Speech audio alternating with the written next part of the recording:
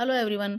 स्वागत है आपका आपके अपने channel me and my students में। आज हम कक्षा 8 विषय हिंदी और मॉडल पेपर 3 हल करेंगे।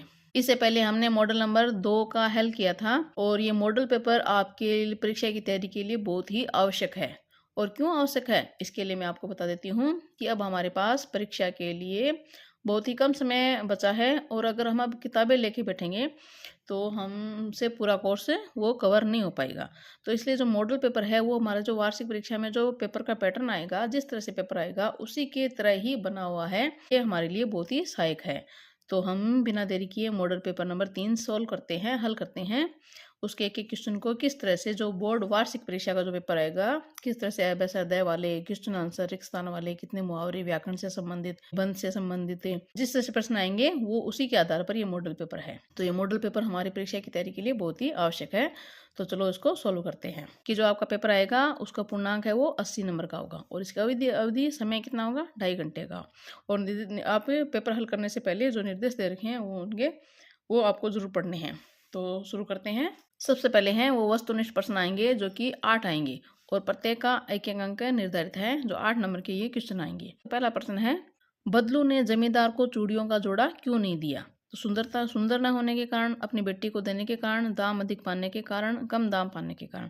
तो इसका आंसर होगा कि कम दाम पाने के कारण। जो जमींदार था वो बदलू को चूड़ियों का दाम कम दे रहा था, इसलिए बदलू ने वो फिर चूड़ियां जमींदार को नहीं दी। बाद में उन चूड़ियों को उनकी बेटी ने ही पहना था। अगला प्रश्न है, पृथ्वी की आकर्षण शक्ति के बारे में किसने बताया था? तो पृथ्वी की आकर्षण शक्ति के बारे में न्यूटन ने बताया था। तीसरा प्रश्न है, जहां पहिए हैं पाठ में आए नव साक्षर शब्द का अर्थ है। तो जहां पहिए साइकिल से संबंधित है, साइकिल वाला पाठ है और इसमें नव साक्षर शब्द का, वैसे नव साक्षर शब्द का अर्थ होता है नया नया पढ़ा, साक्षर हो रहा है। तो इसमें पाठ में नव साक्षर शब्द का अर्थ है नई नई साइकिल चलाना सीखना। नव साक्षर का इसके अंतर्गत आया है। चौथा प्रश्न है, थामने को बैठा है हाथ एक, किसे थामने के लिए कहा गया है? तो इसमें है गिरती हुई पत्ती। अगला प्रश्न है, कबीर के अनुसार ईश्वर की भक्ति कैसे की जा सकती है? तो इसका प्रश्न होगा मन को एकाग्र करके। छठा प्रश्न है, कृष्ण को भेंट करने के लिए सुदामा अपने साथ ले गए थे वस्त्र, चावलों की पोटली, चने की पोटली, दूध से बनी मिठाई। तो इसमें होगा चावलों की पोटली। सातवां प्रश्न है, अधिकारी में उपसर्ग कौन सा है? तो उपसर्ग और प्रत्यय के बारे में बता देती हूँ कि उपसर्ग है वो शब्द के पहले लगता है और प्रत्यय है वो शब्द के बाद में लगता है। तो उपसर्ग पहला है तो इसमें अधिकारी शब्द में अधि उपसर्ग है। अधि मूल शब्द कारी, अधि उपसर्ग है इसमें। आठवां प्रश्न है, लता सोती है, यह वाक्य उदाहरण है। इसमें अकर्मक क्रिया का उदाहरण है। क्रिया होती है वो दो तरह की होती है, सकर्मक क्रिया और अकर्मक क्रिया। तो लता सोती है तो इसमें अकर्मक क्रिया का उदाहरण है। 8 ये वस्तुनिष्ठ प्रश्न होने के बाद में 9 से 14 अति लघुतरात्मक प्रश्न है। 9वां प्रश्न है, बाज ने गुफा के अंदर क्या देखा? तो बाज ने गुफा के अंदर देखा कि चट्टानों के बीच से टपकता पानी, सीलन और अंधेरा देखा। 10वां प्रश्न है, लेखक की निगाह रज्जो की कलाइयों पर क्यों ठिठक गई थी? लेखक है बहुत समय बाद में जब बदलू से मिलने आया, अपने ननिहाल आया तो वो बदलू से मिलने गया। तो जब उसे बातें कर रहा था तो बदलू से एक ही बात कह रहा था कि ये मशीनी युग है और इस मशीनी युग में रज्जो ने अपनी गोरी गोरी कलाइयों पर लाख की चूड़ियां पहन रखी थी।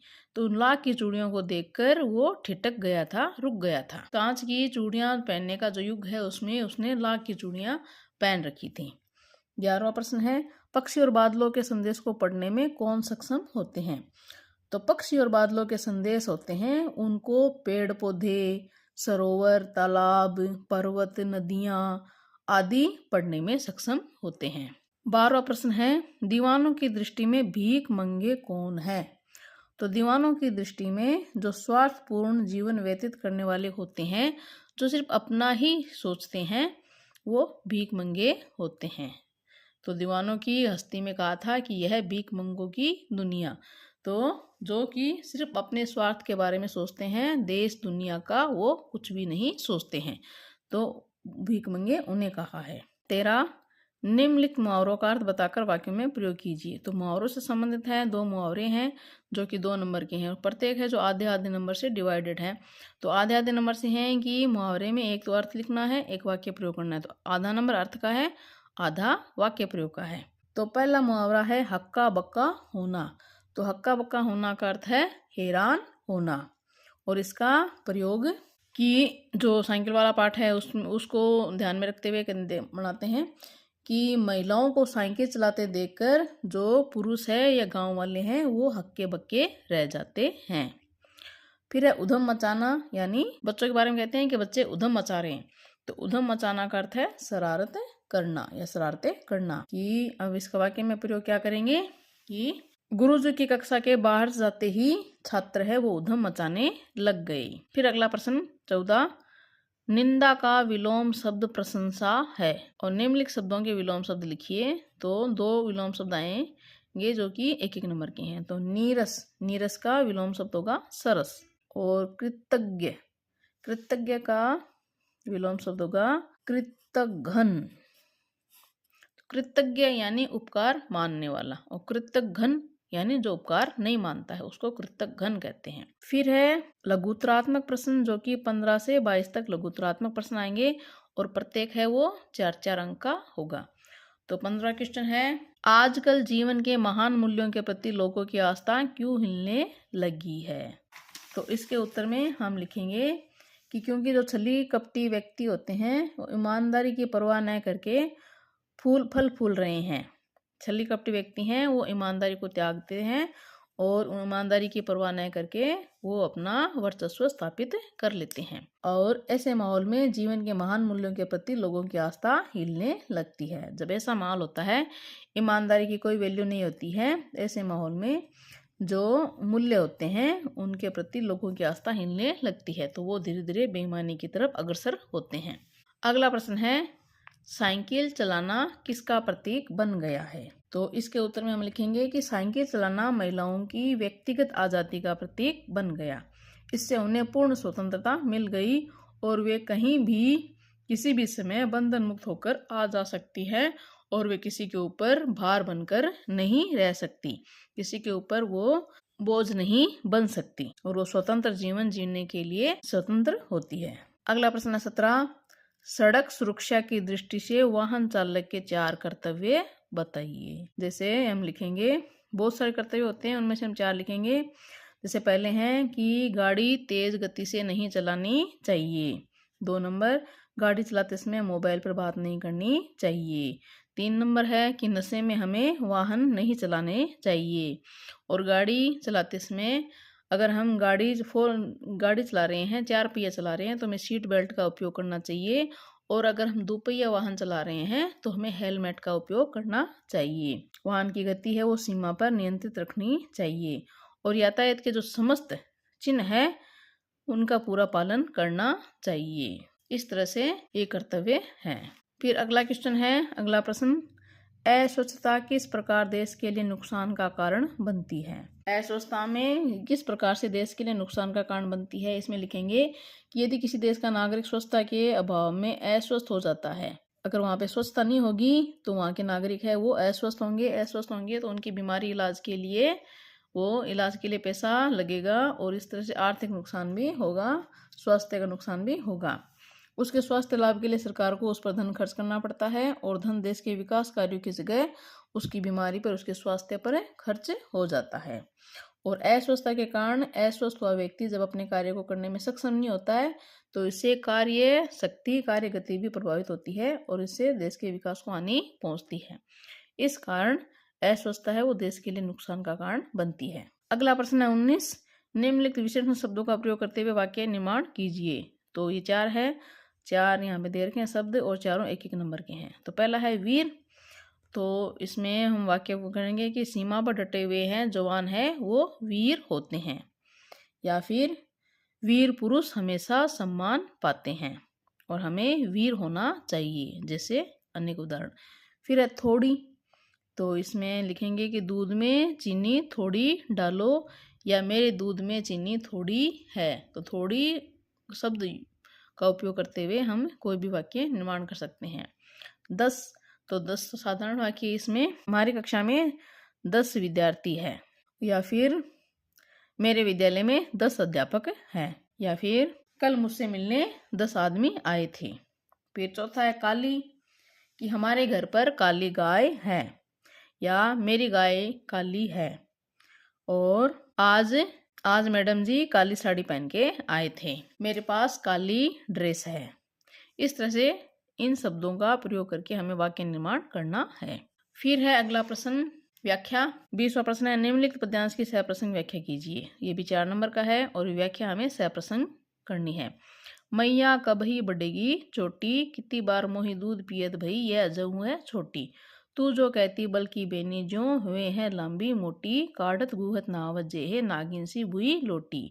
काचो दूध पियावत पची पची देती न माखन रोटी, सूर चीज जुओ दो भैया हरी हलदर की जोटी। तो अगर आपको इससे पद्य व्याख्या अच्छी तरह पूरी तरह से आपको पढ़नी है, अच्छी तरह इस पद्यांश को समझना है, तो मैं ऊपर लिंक बटन दे दूंगी और डिस्क्रिप्शन में इसका लिंक दे दूंगी, उस पर जाकर आपको इस व्याख्या को अच्छी तरह समझ सकते हैं। और यह सूरदास के पद्य पाठ से लिया गया है। इसमें आपको साधारणतः बता देंगी कि श्री कृष्ण जी है मैया को उल्हाना देते हुए कहते हैं कि हे मैया कब ही बढ़ेगी चोटी की, मेरी ये जो चोटी है वो कब बढ़ेगी। कितनी बार मोही दूध पियत भई ये जो छोटी, और मुझे कितनी बार दूध पीते हो गया आज ये छोटी। तू जो कहती बल्कि बेनी जो हुए हैं लंबी मोटी, कि तू तो कहती थी कि बलराम भैया की चोटी की तरह ये भी लंबी मोटी हो जाएगी। काढ़त गुहत नावत जे नागिन सी भूई लोटी, कि इसको जितना हम काटेंगे यानी इसमें कंघी करेंगे, गूथेंगे, नहावत यानी सा धोएंगे, उसी तरह ये नागिन की तरह भूमि पर लौटेगी। काचो दूध पियावत पची पची, कि तू मुझे बार बार कच्चा दूध देती है पीने के लिए, कि तुमसे तुम्हारी चोटी बढ़ जाएगी। देती ना माखन रोटी, लेकिन तुम मुझे माखन रोटी खाने को नहीं देती। सूर चीर जी वो दो भैया हरी हलदर की जोड़ी। सूरदास जी कहते हैं कि दोनों भैया की जो जोड़ी है वो लंबे समय तक जीवित रहो। ये हरी हलदर की जोड़ी श्री कृष्ण और बलराम की जो जोड़ी है वो इसी तरह चीर जी वो लंबे समय तक जीवित रहे और ये जोड़ी बनी रही। और इसकी आपकी संपूर्ण व्याख्या है पूरी तरह से वो मेरे चैनल पर आपको मिल जाएगी, और डिस्क्रिप्शन में मैं इसका लिंक दे दूंगी, उस पर जाकर आपको इसकी अच्छी तरह व्याख्या कर लेंगे। अगला प्रश्न, निम्नलिखित शब्दों को उनके सामने दिए शब्दों में से उचित अर्थ का चयन कर मिलान कीजिए। तो इसमें शब्दार्थ है, इन शब्दार्थों को हमें मिलाना है। तो इधर शब्द है इधर अर्थ है, इन शब्दार्थों को मिलाना है। तो पहला है पेठी, पेठी का अर्थ है बैठकर। सुधारस, सुधारस का अर्थ है अमृत।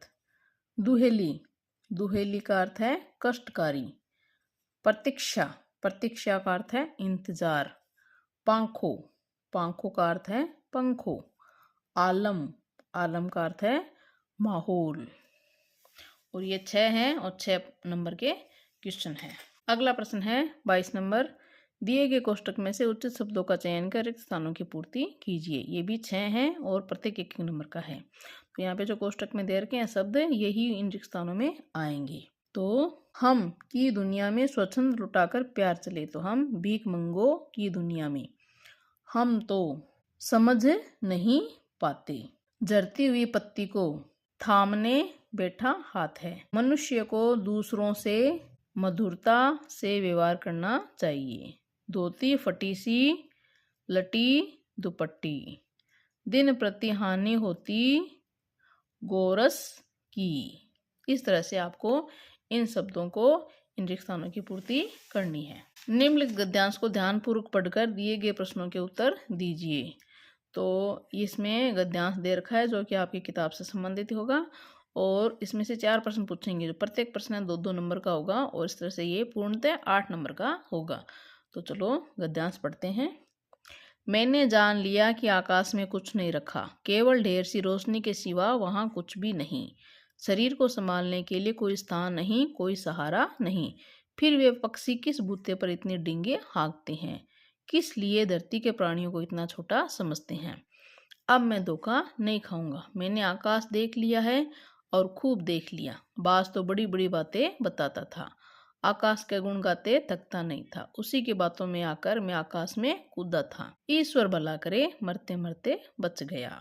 अब हमने ये पद्य ये गद्य पढ़ लिया है। अब इसके प्रश्नों के उत्तर देते हैं। तो पहला प्रश्न है, सांप पक्षियों को मूर्ख क्यों कहता है? तो सांप के अनुसार पक्षी धरती के सुखों से अनजान रहकर जो असीम आकाश है उसकी ऊंचाइयों को ही नापते रहते हैं। जो धरती पर जो सुख है वो उसको नहीं समझते और इसी बात पर सांप पक्षियों को मूर्ख कहता है। ख है, सांप ने आकाश के संबंध में क्या जान लिया? तो सांप ने जान लिया कि वहां पर ढेर सारी रोशनी के सिवा कुछ भी नहीं है और शरीर को संभालने के लिए कोई स्थान भी नहीं है, कोई सहारा भी नहीं है। फिर पक्षी किस भूते पर इतनी डींगे हाँकते हैं, ये जान लिया इस सांप ने। सांप ईश्वर का धन्यवाद क्यों व्यक्त करता है? तो इसका उत्तर आ गया, सांप भी आकाश में उड़ने के लिए उसने बाज को देखकर उसको मन में भी आया कि मैं भी उड़ूं, लेकिन जब उड़ा उसने अपने शरीर को छोड़ा तो वापस वो चट्टानों पर आकर ही गिरा। तो सांप भी आकाश में उड़ने के लिए कूदा परंतु धम से चट्टान पर जा गिरा और मरते मरते ही वो बचा। इस तरह से अपनी जान बच जाने से वह ईश्वर का धन्यवाद व्यक्त करता है। ईश्वर भला करे, मरते मरते बच गया। वो अपनी जान जो बच गई है उसके लिए ईश्वर का धन्यवाद व्यक्त करता है। फिर घ है, नीचे लिखे शब्दों के विलोम शब्द गद्यांश में से ढूंढकर लिखिए। बेसहारा, तो इसका विलोम शब्द होगा सहारा। कोई सहारा नहीं, सहारा। बेसहारा का होगा सहारा। अवगुण, अवगुण का विलोम शब्द होता है गुण। ये रहा गुण, आकाश के गुण। अवगुण का विलोम शब्द गुण। इस तरह से हमें ये इसके प्रश्नोत्तर करने हैं। आपने 8वीं कक्षा उत्तीर्ण कर ली है तथा 9वीं कक्षा में प्रवेश लेना चाहते हैं। अपने विद्यालय के प्रधानाध्यापक जी को स्थानांतरण प्रमाण पत्र टीसी देने हेतु प्रार्थना पत्र लिखिए। अथवा में है, विद्यालय में वार्षिकोत्सव विषय पर पात्रों का चयन करते हुए संवाद लिखिए। जैसे इसमें दे रखा है, शिक्षक, सभी छात्र शांत होकर मेरी बात ध्यान से सुनिए। छात्र, जी श्रीमान। तो इसके लिए आपके पास चॉइस होगी, आप प्रार्थना पत्र भी लिख सकते हैं और इस संवाद को आगे भी बढ़ा सकते हैं। तो जैसे प्रार्थना पत्र होगा, तो जैसे आपने 8वीं कक्षा उत्तीर्ण कर ली है और आपका विद्यालय 8वीं तक है, आप उच्च शिक्षा में दूसरे विद्यालय में प्रवेश लेना चाहते हैं 9वीं कक्षा में, तो उसके लिए आपको अपने प्रधानाध्यापक जी को टीसी के लिए प्रार्थना पत्र करना। तो उसमें लिखेंगे आप, सेवा में श्रीमान प्रधानाध्यापक जी महोदय, अपने विद्यालय का नाम और अपने गांव शहर का नाम। फिर विषय में लिखेंगे कि टीसी प्राप्त करने हेतु प्रार्थना पत्र। फिर नीचे लिखेंगे, महोदय कि नम्र निवेदन है कि मैंने आपके विद्यालय से 8वीं कक्षा उत्तीर्ण कर ली है और अब मैं 9वीं कक्षा में अन्यत्र विद्यालय में प्रवेश लेना चाहता हूँ। तो इसके लिए आप मुझे टीसी स्थानांतरण प्रमाण पत्र देने की कृपा करें। और आपकी इतनी कृपा होगी और नीचे आप लिखोगे प्रार्थी और अपना नाम, कक्षा लिखोगे। और इसके अगर प्रार्थना पत्र नहीं करना चाहते हो तो आप इसको अपनी कल्पना के आधार पर, अपनी जो लेखन क्षमता के आधार पर इस संवाद को आगे बढ़ा सकते हो। जैसे इसमें शिक्षक है वो छात्रों को इकट्ठा करके कह रहे हैं, तो आगे क्या लिखोगे कि हमारे विद्यालय में वार्षिकोत्सव का आयोजन होने वाला है जिसमें अनेक सांस्कृतिक कार्यक्रम होंगे। फिर छात्र कहेंगे, हाँ सर ये तो बहुत खुशी की बात है। तो शिक्षक कहते हैं कि कार्यक्रम के अंतर्गत कविता पाठ, वाद विवाद, संगीत, नृत्य आदि की प्रतियोगिता होगी। फिर अलग अलग छात्र कहेंगे, मुझे वाद विवाद में भाग लेना है, मुझे नृत्य में भाग लेना है। इस तरह से वार्षिकोत्सव पर जो चर्चा होगी उसको आगे बढ़ाते हुए आपको ये संवाद लिखना है। तो इन दोनों में से अथवा में है, तो जो आपको अच्छा लगे, जिसके लिए आप बेहतर लिख सकते हैं वो करना है। अगला प्रश्न है 25, निम्नलिखित में से किसी एक विषय पर निबंध लिखिए। तो इस विषय में ये 8 नंबर का होगा, इसमें से आपको 4 निबंध दिए जाएंगे और 4 में से आपको किसी एक पर निबंध लिखना है। तो आप अपनी तरफ से 7-8 निबंध है वो अच्छी तरह तैयार करके जाएंगे, उनमें से एक है जरूर आएगा। तो जैसे पहला है, स्वच्छता का जीवन में महत्व है, बेटी बचाओ बेटी पढ़ाओ, मोबाइल का बढ़ता प्रचलन, जीवन की अविस्मरणीय घटना। तो इसमें आपको अच्छी तरह से निबंध लिखना आना चाहिए। निबंध को पॉइंट के अनुसार लिखेंगे। पहला प्रस्तावना, बीच में 2-3 पॉइंट और डाल के अंतिम उपसंहार। इस तरह से आपको ये निबंध लिखना है। जैसे जीवन की अविस्मरणीय घटना, तो उस घटना से संबंधित पॉइंट बनाने हैं। जैसे कहीं घूमने गए हैं तो वहाँ पे कोई अविस्मरणीय घटना हो गई है। स्वच्छता का जीवन में महत्व है तो प्रस्तावना, और उपसंहार, बीच में कैसे स्वच्छता रखनी चाहिए, स्वच्छता का क्या महत्व है आदि पॉइंट पर बेटी बचाओ बेटी पढ़ाओ को लेकर भी। तो इस तरह से हमने आज कक्षा 8 विषय हिंदी के मॉडल पेपर नंबर 3 का हल किया है और मैं उम्मीद करती हूँ कि ये मॉडल पेपर आपकी परीक्षा की तैयारी के लिए बहुत ही सहायक सिद्ध होगा। तो अपनी तैयारी जारी रखिए और अगर ये मॉडल पेपर का हल, ये वीडियो आपके लिए उपयोगी अगर है तो वीडियो को लाइक कीजिए और अपने दोस्तों में शेयर कीजिए ताकि उनको भी इससे मदद मिल सके। और कमेंट में ज़रूर बताइए जिस भी टॉपिक पर या जो भी आपको समझ में नहीं आया है उसको पूछने के लिए कमेंट बॉक्स में ज़रूर बताइए। तो आपके उज्जवल भविष्य के लिए आपको हार्दिक शुभकामनाएं। धन्यवाद।